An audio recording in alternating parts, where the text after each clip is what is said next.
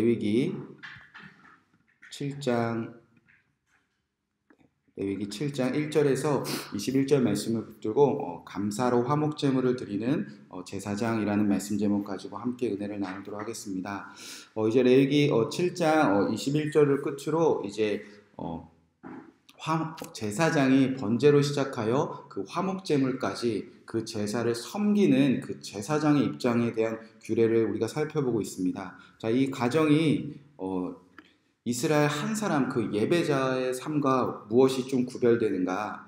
자, 이것을 좀 우리가 살펴보기 위해서 이스라엘 백성들의 그 제사의 과정을 또 한번 잠깐 살펴보겠습니다. 순서는요, 번제, 소제, 화목제, 속죄제, 속건제로 끝이 납니다. 번제는 모든 죄든지 속죄함을 받는 죄삼을 말합니다. 그러니까 이스라엘 한 사람은요, 번제로 이제 시작합니다. 번제를 드려서 속죄함을 받습니다. 결과는 여호와께 헌신하는 삶을 산다는 거죠. 그 백성은 이제 소제를 드립니다. 하나님의 언약이 이루어져서 그 언약을 기념합니다. 그 결과 이제 이웃을 향한 하나님의 명령도 기념하고 기억하며 살아갑니다. 그 다음에 화목제를 드립니다. 하나님과의 화목한 관계를 회복되었기 때문에 그 결과 이 화목한 관계를 이웃에게도 화목한 관계로 확장하는 제사가 화목제입니다. 그리고 나서 이스라엘 백성은 속죄제를 드립니다. 내가 여호와의 계명을 부지 중에 한 가지라도 어긴 것이 있다면 이제 그 죄로 인하여 오염된 곳을 내 피로, 내 생명으로 그곳을 성소와 공동체를 깨끗하게 하는 그 제사를 드립니다. 그리고 마지막 도착점이 어디냐면 속건제입니다. 여호와의 계명 중 부지 중에 한 가지라도 실수로 범한 것이 있다면 내 죄로 인하여 끼친 피해를 찾아가서 적극적으로 배상하고 보상하는, 하나님은 물론 이웃에게도 내 죄를 용서받는 자리까지 나아가는 게 이스라엘 백성 한 사람 한 사람의 제사의 과정입니다. 여러분 기억해야 될 게, 우리가 먼저 예배자로 서야 되는데, 제사자로 서야 되는데, 하나님께서 한 사람의 죄를 용서받는 시작과 마지막 도착점이 어디인가? 번제로 시작해서 속건제의 자리에서 결론이 난다는 겁니다. 그러니까 내 죄를 완전하게 정결하게 하는 그 순서가 분명히 성경에도 순서들이 정해져 있다는 겁니다. 이게 뭐 그냥 앞뒤 맥락 없이 있는 게 아니라 한 사람 하나님께서 정결하게 하시는 그 과정이 어디인지, 그리고 그것을 실패했을 때 다시 번제로 돌아가는 그 자리, 이렇게 반복이 되어진다는 겁니다. 그러니까 하나님께 우리가 죄를 용서를 받았다면, 내 죄가 정말 깨끗해졌다면 우리가 다른 사람의 죄를 용서하는 정도의 삶에 머무는 것이 아니라, 하나님께 죄를 용서받는 사람은 다른 누군가에게 내 죄를 위하여, 내 죄 때문에 피해를 받은 그 사람에게 찾아가 용서를 빌고 사죄하는 것까지, 배상하고 보상하는 삶까지 살아가는 것이 하나님이 완전히 깨끗해야 하는 자리라는 겁니다. 자, 이런 삶을 정확히 보여주는 예배자, 제사자가 성경에서 등장하는데 바로 삭개오라는 사람입니다. 예수님께서 누가복음 19장에 보면은 한 마을에 찾아가십니다. 그리고 그곳에 죄인으로 소문난 삭개오를 만나게 됩니다. 아무도 그를 가까이하지 않았고 죄인이라서 손가락질하는 삭개오가 있었다는 겁니다. 공동체에서 요즘 어린 친구들의 말로 왕따 당하는 사람이었습니다. 그런데 예수님께서 그 삭개오를 쳐다보시고 이렇게 말씀하셨습니다. 예수께서 그곳에 이르사 쳐다보시고 이르시되 삭개오야 속히 내려오라. 내가 오늘 내 집에 유하여야 하겠다 하시니 급히 내려와 즐거워하며 영접하거늘. 예수님이 죄인인 그 삭개오에게 가까이 찾아오셨습니다. 그리고 너의 집에 들어가겠다 말씀하셨습니다. 그러자 삭개오는 즐거워하여 예수를 영접하였다, 이렇게 기록되어져 있습니다. 그러니까 죄인인 집에 그리스도가 들어가셨고 죄인이 그리스도를 자기 집에, 내 안에 영접했다는 겁니다. 그러니까 죄인이 죽게 돌아오는 이제 시작이 되었다는 겁니다. 죄에서 사함받았다는 뜻입니다. 자, 그런데 그때 동네 사람들이 여전히 예수님이 왜 저 죄인의 집에 들어가셨냐고, 왜 저 죄인을 용서하시냐고 수군거리기 시작했다는 겁니다. 그때 예수님께 죄를 용서받은 삭개오의 고백이 뭐였냐는 거예요. 아, 예수님이 나 같은 죄인도 찾아오시고 나와 함께 식사하시고 나를 완전히 깨끗하게 하셔서 거룩하게 하셨구나. 아, 나도 예수님께 죄를 용서받았으니까 저렇게 수군거리는 사람을 용서해야지. 아, 나를 가까이 하진 사람 사지 않고 저렇게 나에게 오늘도 손가락질하는 저 사람들도 미워 죽겠지만 예수님이 날 사랑하시고 예수님이 날 용서하셨으니까 나도 용서해야지. 삭개오는 그런 말을 한 적이 없습니다. 예수님을 구주로 영접하고 완전히 죄에서 사함받은 정결한 삭개오는 그때 속건제사 드렸다는 겁니다. 19장 8절, 누가복음 19장 8절에 보면 이렇게 삭개오가 고백합니다. 삭개오가 서서 주께 여짜오되 주여 보시옵소서, 내 소유의 절반을 가난한 자에게 주겠사오며 만일 누구의 것을 속여 빼앗은 일이 있으면 내 갑절이나 갚겠나이다. 삭개오가 부자라서 가진 것이 많아서 드린 게 아니라요. 그는 하나님께서 유대인들에게 명하신 제사의 과정을 정확하게 알고 있었다는 겁니다. 즉 자신이 여호와의 계명을 부지 중에 범한 그 수많은 죄들, 내가 원래 죄인이고 또 죄인인데 오늘도 하나님의 계명대로 살지 못해서 지금 나에게 죄인이라고 손가락질하는 저 사람들에게 내 죄가 허물로, 내 죄가 저들의 죄로, 내 죄가 이 땅의 죄로 드러나는 것을 분명히 깨달은 그는요, 마지막 제사를 무엇으로 드렸냐? 나 때문에 피해를 본 그 사람들에게 배상하고 보상하고 용서를 구했다는 겁니다. 바로 그때 대제사장 되시는 예수님께서 이렇게 삭개오에게 말씀하셨습니다. 예수께서 이르시되 오늘 구원이 이 집에 이르렀으되 이 사람도 아브라함의 자손임이로다. 인자가 온 것은 잃어버린 자를 찾아 구원하려 함이니라. 번제에서 속건제로 마무리한 그 삭개오, 그 죄를 용서받은 자가 내 죄로 인하여 피해받은 자들에게 용서를 구할 때 하나님은 잃어버린 아브라함의 자손을 찾았다 이렇게 선포하셨다는 겁니다. 잃어버린 아브라함의 자손이 누구죠? 이스라엘 사람들 아닙니까? 구약시대 때 아브라함으로 시작돼서 이 모든 율법을 통과하고 모세 오경을 통과하여 하나님 나라에 들어가서 이제 예배자요 제사장으로 살아가야 될 그 한 사람을 오늘 찾았다 그렇게 선포하셨다는 겁니다. 여러분, 그러니까요, 우리가 하나님께 죄를 용서받았다면요 삭개오처럼 살길 원한다는 겁니다. 우리가 부부싸움을 했습니다. 완전히 부부싸움을 끝내는 자리가 어딘가. 남편이 마음에 안 듭니다. 그래서 오늘 예배하고 기도하고 찬양하다 보니까 주님이 날 이렇게 말할 수 없이 사랑하셨지. 그래서 밥을 먹다가 저 죄인도 용서하자. 그래서 저녁 먹다가 여보, 내가 당신을 다 용서할게요. 이 정도로 완전한 화해가 되지 않는다는 겁니다. 이것도 주님이 기뻐하시고 주님이 원하시는 뜻이지만 우리가 저 죄인을 용서하는 정도로 그 부부 관계가 완전히 회복되지 않는다는 겁니다. 주님이 원하시는 건요, 남편이 마음에 안 듭니다. 아내가 마음에 안 듭니다. 그런데 생각해 보니까 저 남편이, 저 아내가 저렇게 허물이 많고 죄가 많은 게 다 누구 책임이라는 거죠? 내 책임이라는 거예요. 우리가 실수라도 한 가지를 죄를 범했을 때 하나님의 성정과 이 땅과 공동체를 다 오염시키는데 내가 저 남편 앞에서, 저 아내 앞에서, 자녀들 앞에서 여호와의 계명대로 살지 않은 순간이 한두 번이겠습니까? 그것을 깨달은 사람들은요, 이제 남편에게 이렇게 말을 한다는 거죠. 여보, 내가 당신 앞에서 하나님의 말씀대로 살지 못해서 내가 미안해요. 내 잘못이에요. 그렇게 남편이 뭐 하는 거지? 라고 느낄 정도로 내 죄를 먼저 남편에게 용서를 구하고 내가 그에게 허물이 된 거를 먼저 사죄하고, 그래서 내 죄로 인해 피해를 입은 남편도 용서받고 나도 용서받고 그때 이 땅에 완전한 화해가 이루어진다는 겁니다. 그렇게 이스라엘 백성들은 한 사람 한 사람들은요, 하나님께 말할 수 없는 죄를 다 용서받았음에도 불구하고 여전히 여호와의 계명을 실수로라도 범하는 그 죄가 하나님의 성정과 이 땅과 누군가의 허물로 드러나는 것을 알기 때문에 오늘 하루도 남에게 용서를 구하고 남에게 찾아가서 피해를 보상하는 삶, 그 속건제로 결론이 난다는 겁니다. 번제로 시작해서 속건제로 통과한 삶을 예배자의 삶으로 주님께서는 주셨다는 겁니다.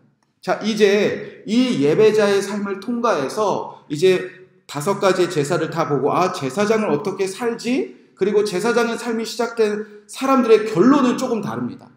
시작을 보면요, 이스라엘 백성들은 번제로 시작해서 속건제로 끝났는데 오늘 제사장의 삶을 보니까 무엇이 먼저 등장하죠? 속건제가 먼저 등장합니다. 그리고 제사장의 삶의 결론이 무엇으로 끝나죠? 화목제사로 끝나고 있다는 겁니다. 자, 여러분 중요한 말씀입니다. 오늘 말씀에 보면요, 7절에 보니까 속죄제와 속건제와 규례가 같으니 그 제물을 속죄하는 제사장에 돌아갈 것이요. 자, 우리가 속죄제 어제 배웠지만 잠시 돌이켜보면 속죄제와 속건제의 규례는 똑같다는 겁니다.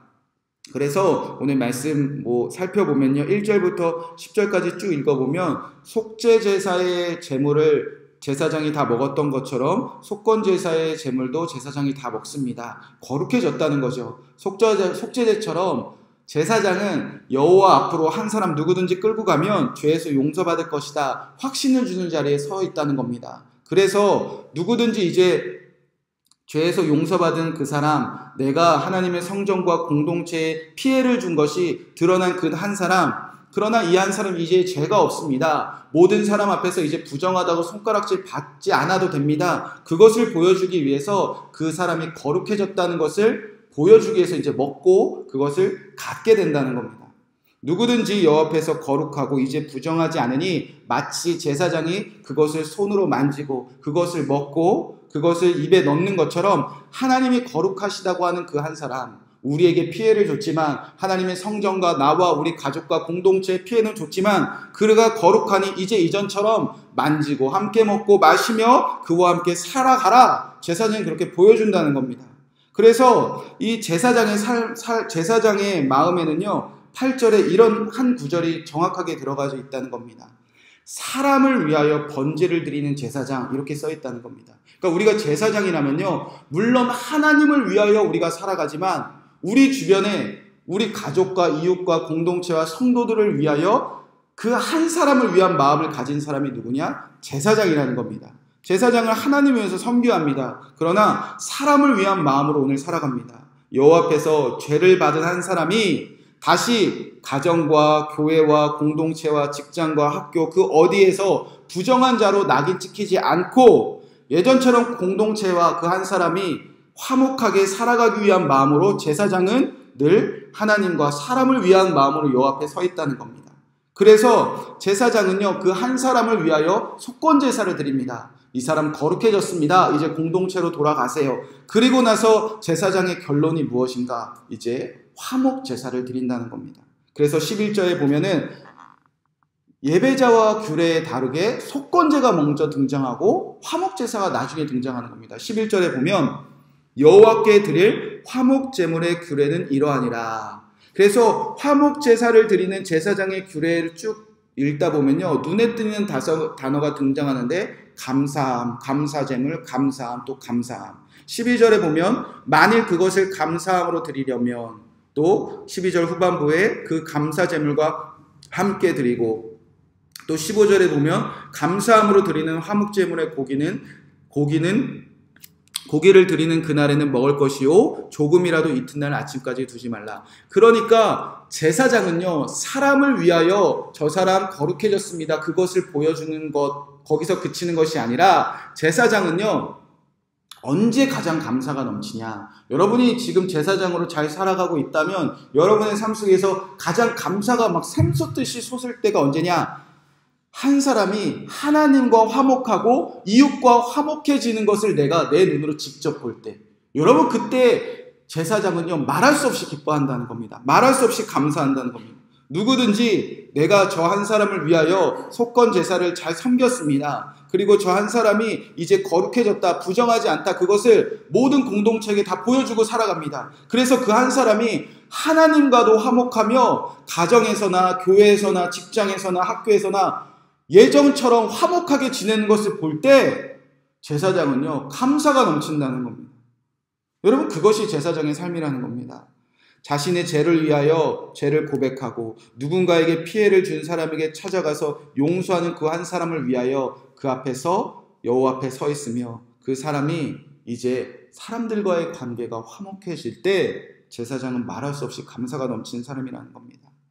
그뿐만 아니라 16절 18절에 보면 제사장을 향한 화목 제사의 규례가 이렇게 적혀져 있습니다. 그러나 그의 예물이 서원이나 자원한 것이며 그 제물을 드린 날에 먹을 것이요 그 남은 날에는 이튿날에도 먹되 그 제물의 고기가 셋째 날까지라도 남았으면 불사를지니 만일 화목 제물의 고기를 셋째 날에도 조금이라도 먹으며 그 제사는 기쁘게 받아들이지 않을 것이라. 드린 자에게도 예물답게 되지 못하고 도리어 가증한 것이 될 것이며 그것을 먹는 자는 죄를 짊어질 것이라. 여러분, 화목 제물은요 드린 그날 다 먹기를 원하고 있다는 겁니다. 그리고 이틀 그리고 3일째까지 절대 화목 제물을 가져가지 말라, 남기지 말라는 겁니다. 왜 그런가? 화목 제물은요 하나님과의 관계가 화목제였으니 이웃과도 이제 화목하게 살겠다는 이제 예배자의 마음이고, 그 예배자의 마음을 받아서 공동체가 함께 그 예배자가 드린 그 화목제물을 함께 먹고 마시지 않습니까? 그러니까 이 화목제물은요 이 한 사람이 내가 죄를 용서받았습니다,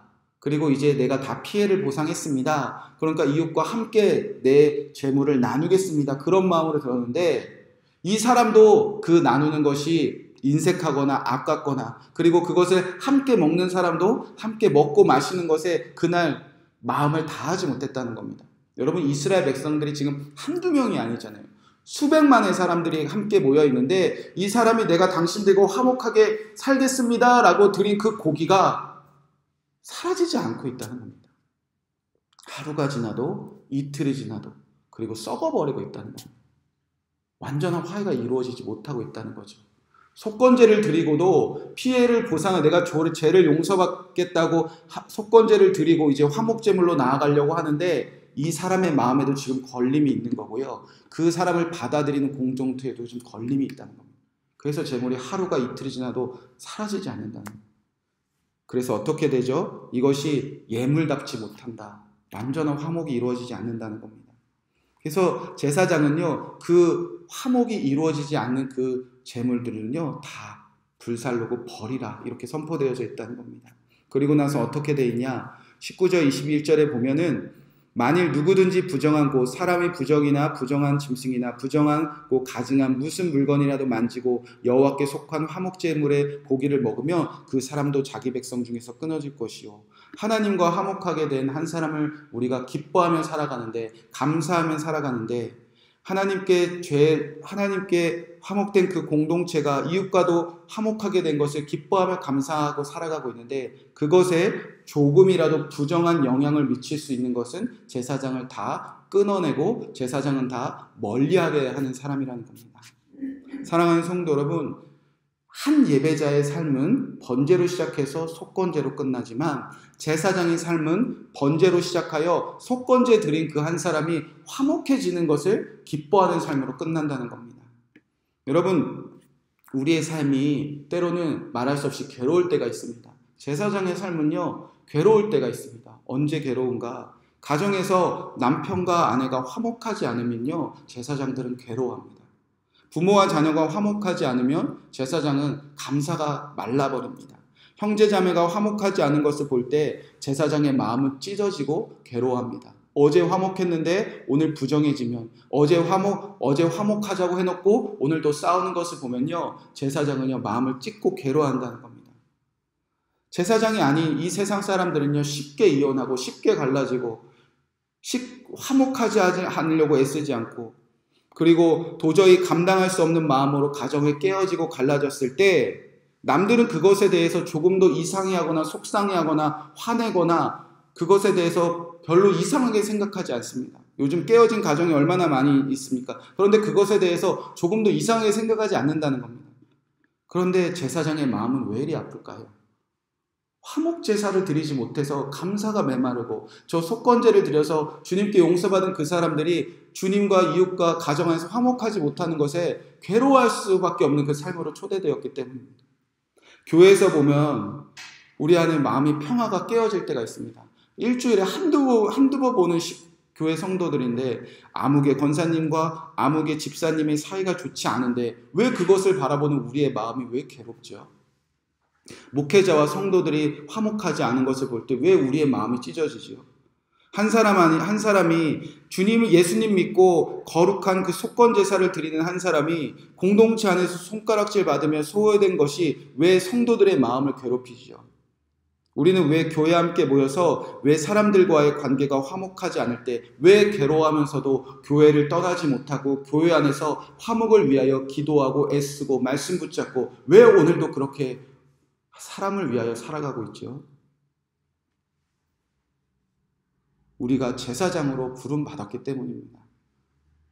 주님은 우리를 제사장으로 통하여서 한 사람이 하나님과도 이웃과도 가정에서도 교회에서도 그 어디에서도 화목해질 때 우리는 이상하게도 감사가 넘치는 삶을 살아가고 있다는 겁니다.